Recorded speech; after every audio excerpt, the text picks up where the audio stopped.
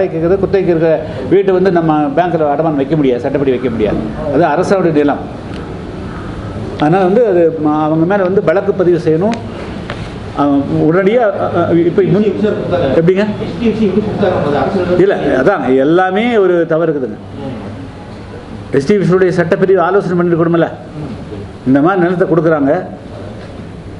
1927 போட்ட ஒப்பந்தத்தினுடைய ஒரிஜினல் நகல் கொடுத்துக்கிறாங்க. அப்போ அது வந்து மேன்மே சட்ட சிக்கலை உருவாக்க வேண்டுங்கிறது உங்களுக்கு நிர்வாகம்னா இவங்க 27 வெளியே போகிறது தெரியுங்க.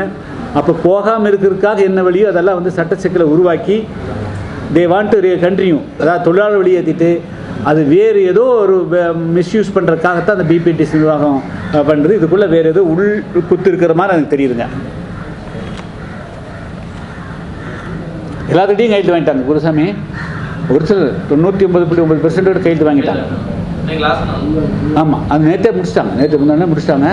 ஆனால் இதை வந்து கட்டாயத்தின் பேரில் பண்ணிக்கிறாங்க. அவங்க யாரும் விருப்பமே இல்லைங்க. விருப்பம் இல்லாமல் விருப்பமாக வந்து அவங்கள கையெழுத்து போட வச்சிருக்கிறாங்க.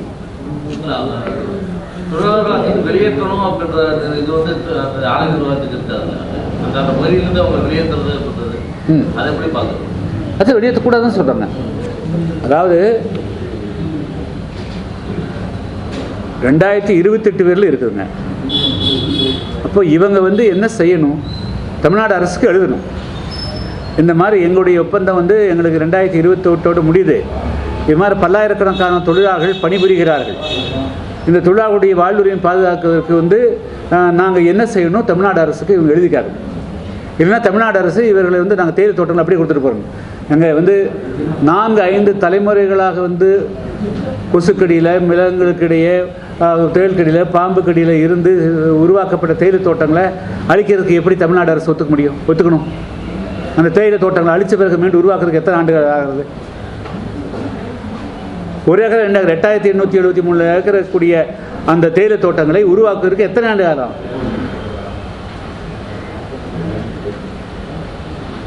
ஆனால் ஒரு காலத்திலும் அது மீண்டும் அந்த தேயிலை தோட்டங்களை அழிப்பதற்கோ அல்லது அழிந்து போவதற்கோ தமிழ்நாடு அரசு அனுமதிக்கக்கூடாது.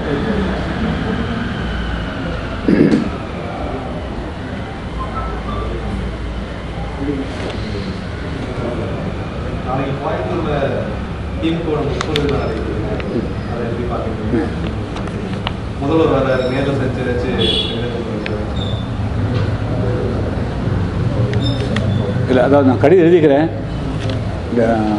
இந்த கடிதத்துக்கு என்ன ரெஸ்பான்ஸ் வருதுன்னு பார்க்கலாம். அது வர முடியும். இன்னைக்கு இது போட்டுமே அது உங்களோட சப்ஜெக்ட் இருக்கிற காலமாக பேசிட்டு இருக்க சப்ஜெக்ட் மாந்தோலை மாதிரி அது உங்களோட சப்ஜெக்ட். இன்னைக்கு கொஞ்சம் ஹைலைட்டாக இருக்குன்னு பார்த்தேன். நாளைக்கு பேசுவோம். இன்னைக்கு இது மட்டும், நாளைக்கு வேணும் அறிக்கையாக கொடுக்குறேன். டெப்த்தாக கொடுக்குறேன். ஏற்கனவே சொல்லி அறிக்கை கொடுத்துக்கிறேன்.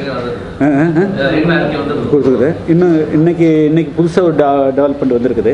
அதை சேர்த்து நான் நாளைக்கு கொடுக்குறேன். சரிங்களா? தேங்க்யூ. இது போட்டு